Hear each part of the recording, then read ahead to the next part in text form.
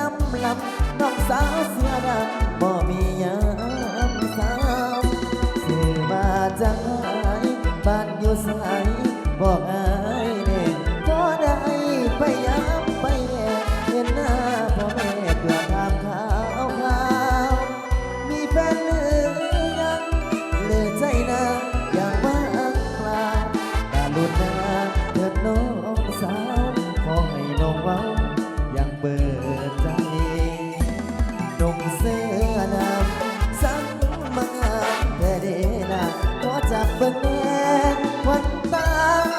น้องกันหน้าซื้อมาทอได้จับเสื้อน้องน้องสิบอดเด็ดทองเดินทางใน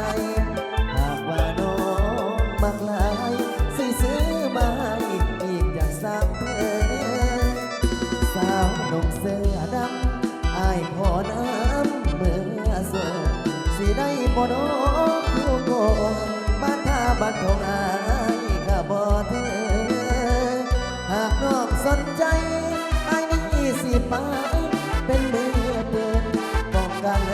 ทั้งเว้นทั้งคืนบ่ให้ไฟเฟือนมากวนใจนานเอาเกี่ยวกันเกี่ยวกันเด้อเกี่ยวเอาโศกเอาไส้เกี่ยวเอาหักเอาบี้ก็แล้วกัน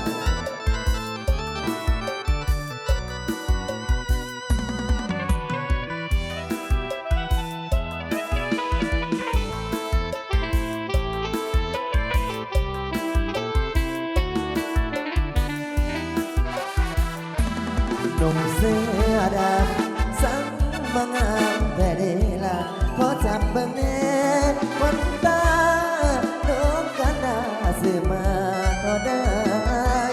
จับเสื้อดอกน้องสิบอดแต่ทองเธอข้างในหากว่าน้องบักหลายสิซื้อมาให้อีกจากสามเพลสาวหนุ่มเสื้อดำอายขอน้ำสิได้บ่น้องอยู่โกงบ้านท่าบ้านทองอ